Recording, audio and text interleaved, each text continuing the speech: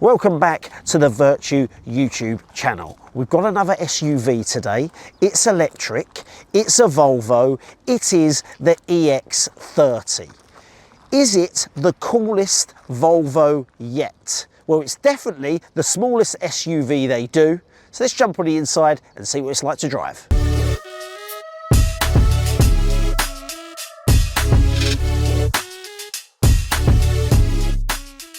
Before we get into drive it, let's talk about money first, because this could be yours from £33,060 from a Vertu dealership today, as in the day of filming.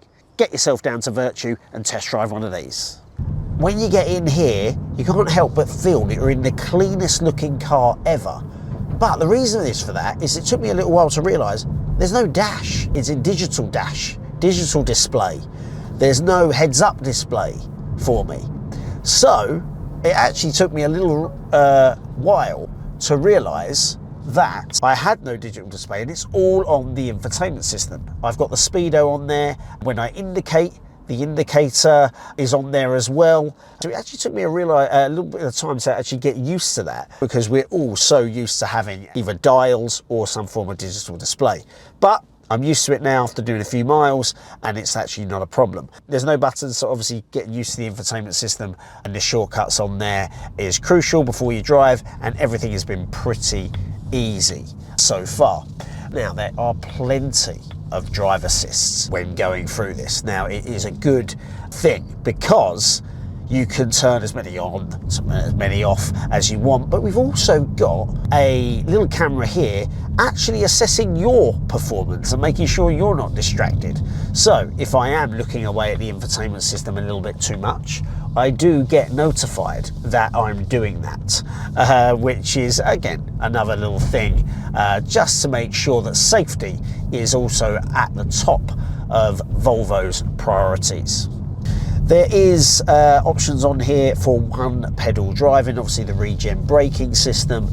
The one pedal drive is there, brings you to complete stop, so just worth mentioning that. So let's talk stats. This one we have here, 268 brake horsepower, gets you to 60 miles per hour in around about sort of 5.5 seconds, so plenty speed enough to get you off the line in and around town. Obviously, because it's electric, instant performance, which is perfect for in and around town or a busy roundabout, busy junction. You have to trust there is no lag whatsoever. It gets the power down to the road. There also is a high performance version that goes over 300 brake horsepower and gets you 60 miles per hour in sport SUV category of 3.5 seconds. Now that is rapid. Now the steering is super light, and driving in and around town has been a bit of an eye-opener, because it actually handles like a hatchback, not like a crossover sort of SUV. It is perfect for in and around town driving. The turning circle is absolutely fantastic. In fact, I think there's only one SUV out there that's got a tighter turning circle, but this is a chart topper when it comes to handling on country roads, as well as motorway miles, as well as in and around town, because the suspension is the absolute highlight of this car. Lumps and bumps in worn and torn UK roads are handled with immense ease by this car, and I cannot stress enough of how impressive it is. There are many SUVs out there that are bigger, claim to be sort of off-roading, four-wheel drive monsters. This handles the lumps and bumps of a UK country road better than those SUVs. I thought I was going to feel absolutely everything. And I've got 19-inch alloy wheels on this. You can get 20s as well. And I don't think it's going to make a blind bit of difference, because Volvo have nailed it when it comes to the suspension and the all-round drive of this. Right, let's talk about the important stuff as well, because we need to know about charging and all the electrical stuff. So it could not be easier to pop that on charge. Right, This comes with a couple of options. You have the option of a 49 kilowatt hour battery, which give you around about 210 miles of charge. Then you have a 64 kilowatt hour battery, which give you 300 miles of charge. Then you get a performance version that gives you the same 64 kilowatt hour battery, but because of the higher performance, you get slightly less miles on that. That's what the book says. Obviously, there'll be a little bit of a real world adjustment, I expect. Right, we've just mentioned the electric stuff. Now I'm going to talk about actually the insurance group of this car, because I think it's quite relevant. 33E is the insurance category group. Now that doesn't mean a lot to you right now, but the 33 means it's actually quite a prestige vehicle. So therefore, you're probably going to think it's going to up your insurance premium, but the E attached to it, it actually means this car is fitted with so many security and safety features, so many in fact, that it actually is beyond expectations for a car of this particular ilk, that insurers will actually put it into a lower premium insurance group, which is good news for all. Right, when you get in the EX30, straight away you've got possibly the cleanest interior going. It is so smooth, lovely looking. It almost, I don't know, other than this sort of infotainment system you've got here, and obviously the fact that you've got, you could be sitting in your living room. It is very nice indeed. You've got no hard plastic anywhere. It's very textured. I love all of the sort of this. There's a little bit of plastic there, but because it's a different colour, it doesn't feel like hard, scratchy plastic. It is a very nice place to be. But what they've done is they've disguised things really nicely. They've made it really futuristic. So let's point out a couple things of what I'm talking about. So for a start, everything is on the infotainment system. So when you are driving, as we mentioned earlier, the speedo's on there, the indicators are on there and all that sort of stuff, but other things are on there. So you think, where's the glove box? There's nothing there. But if you click on that, out pops a centre glove box. When I first found it, I pressed it about 4 or 5 times. I just think it's really cool. Obviously, we're looking at storage next, and we're used to that sort of two-tiered sort of centre console. We've got a massive centre console here with loads of room. USB-C points there, hidden again. We've got the place for your key card down there, as well as wireless charging. Again, very understated. But where are the cup holders? Where was the glove box? We know they're here, they're just hidden. Well, you do that, and boom, 2 cup holders right there out of the centre console. Again, futuristic. They're hiding stuff from us in here, but I really quite like it.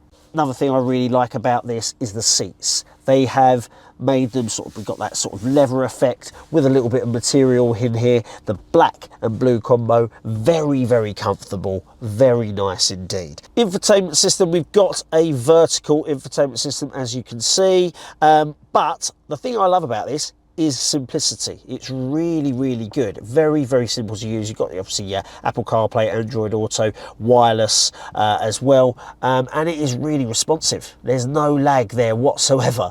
I know that's the sort of general test we do, but that is really impressive. And then you've got this sort of little shortcut bar. So if I haven't got buttons, I've got a shortcut bar to manage my heated seats and my climate control at the bottom there. And then when I click on the car, I can go straight to my sort of driver settings. Mirrors are all done by the infotainment system as well. There's no sort of buttons around. What they try to do is remove every single button, everything you usually see, and they put it all into this infotainment system. So car status, settings, controls, the connectivity. You've got to you can manage your sort of Google apps on here as well. Everything is on this infotainment system. So when you do jump in this, you are going to have to take some time to get used to this and know exactly how it works. Don't start driving and then try and figure it out. On this particular trim level, we're lucky enough to have a Harman Kardon sound system. Again, that looks really smart because it's a massive sort of sound bar across the front of the dash. And we do have a lower dash for visibility, as I mentioned when I was driving. I just think it is really well put together. On a higher performance trim, you do get a pan roof as well. We haven't got that, but we have got a nice soft roof, and yes, very comfortable. in this EX30. Let's see what it's like in the back, because this is the smallest SUV available. Have we got enough room? Right, back seats. I wasn't expecting a massive amount of space, and I haven't got a crazy amount. But the good news is I can get my feet under the seat. That's my driving position. I've still got enough room. With electric cars, as we're used to having our legs off the back seat a little bit because of the height of the floor, because all the electric stuff has got to go underneath. We've got a nice sort of flat floor there, only a little bit of a hump there. But look, very good in the headroom. I would say not necessarily amazing for a 6-footer. In the back, with a 6-footer driving, I guess would be the thing. But it's a lot more room than I thought it was going to be back here, because this is quite a compact SUV. Good news on the inside here is that I've got the same sort of interior that the front people have, the drivers and the passengers. So I've got that sort of half leather and material sort of feel to it.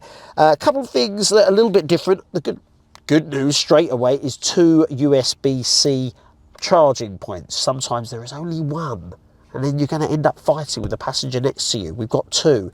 But everything seems to be down the middle of this car. We've got a centralised glove box. We've got centre window controls in the front, and we've also got centre window controls in the back. And the windows go all the way down. Sometimes you only get windows that go just to there. So that's a good point. It's just the difference. There's no difference from being here or being here. It's just quite quirky, and I quite like things that are different. So that works out for me. We've got a little bit of storage down here. Actually, quite a lot of storage down here under the centre console to put some bits in there. And it's removable, completely removable. And a little nod to Sweden here. We've got a moose and I don't know, some sort of Swedish setting on there. So there we go, perfect. And just in case you weren't sure you're in a Swedish car, we've got the Swedish flag just winking at us there. There we go. Also worth mentioning, no ISOFIX on the front seats, so you cannot get your child in there safely, but we have them well marked here, and they're very accessible via this little flap. So you pull that out, and there we go, super accessible. The only thing is with the flap, now I'm not a fan of sort of zips, I'm more a fan of clips. Putting the flap back in neatly is a bit of a faff, I'll be honest. So with someone like me, I'll be honest, that ISOFIX sort of cover will probably just remain there for the entirety of my ownership of the car. We know what it's like to drive, and we know what it's like on the inside, but what does it look like on the outside? Well, I would say really, really nice. Now, Volvo have made it quite understated. There's nothing particularly aggressive about it, but it's got the smooth grooves in all the right places that go with the electric car market. The thing that I like particularly, especially in the dark, are these lights. I think they look so cool. They're quite understated here in the light, but at night when that's lit up, it looks awesome. And you need to be able to tell a car from the front lights, and you definitely can on this unique design. I really like it. And in addition to that, you've got a little bit of a sort of very understated diffuser, but then you've got this sort of front here. We haven't got a grille per se, but this is still a little bit of a nod to those Volvos of yesteryear, which I really like. Now, depending on trim level, you can have alloy wheels ranging from 18s up to 20s. This is the 19s, this is the plus version that we have here. But the side profile of it is really quite nice looking. It's a pocket sort of SUV, almost like crossover, not fully fledged like the XC90s and XC60s that we used to. This is the EX30, so smaller, but does the job of an SUV, very agile, and that side profile I think is really stunning. Right, the back end, quite understated, but there is some really cool details. I really like the light bar all across that sort of surrounds Volvo written across the back. I also like the lights, the rear tail lights. They are a little bit of a nod to the older Volvos as well, the way they sort of go up and there's that little detailing in there. I think in the day, this car looks quite understated. At night, it's gonna look cool. And I really like the colour combos. There are 5 colour combos available as we show you now. Play around with them, make sure you get the right Volvo EX30 for you. Boot space, important for any SUV owner, and it's got a tiny little button there to open it. Right, okay, it's not going to be the biggest, 318 litres to be precise, but we do have quite a flat load space. There's a little bit of a lip, but that's pretty flat compared to some others in the market. And we have a lot of room under there, under the floor, so 318 litres of space. And I guess it's more, there's probably some bigger boots on sort of large hatchbacks. However, it's definitely not going to be the smallest in the range as well. So plenty of room under there for your cable and all of that. And just in case you were wondering, yes, there is a front trunk at the front, and that can be up to 7 to 19 litres extra space there for cables and possibly some extra storage. Good news as well is a remote tailgate and letting the seats down. We've got 60-40 split there on the seats. Letting the seats down could not be easier from the back. It's a slight button there, push it down and it goes down so easily. And if you watched any of my videos, that is fantastic because I don't like having to go around the front to let the seats down. And that is a really flat, low space. I'll let the cameraman film that because that is impressive. And there we have it. That is the Volvo EX30 put through its paces. Now, what do I think of it? Well, to summarise, I'd say Volvo have nailed it perfectly, making a very cool, compact SUV. It's cool to look at, it's lovely on the inside, and it drives so smoothly compared to a lot of SUVs that are out there. We're used to seeing Volvos on the road that are big, substantial. This one has a great turning circle, fantastic in and around town. And yeah, if you're looking for something still substantial and SUV-y, but not massive, Volvo have absolutely hit the nail on the head. But do not take my word for it. Get in touch with Vertu, drive one of these, you will not regret it. And we will see you very, very soon for the next car.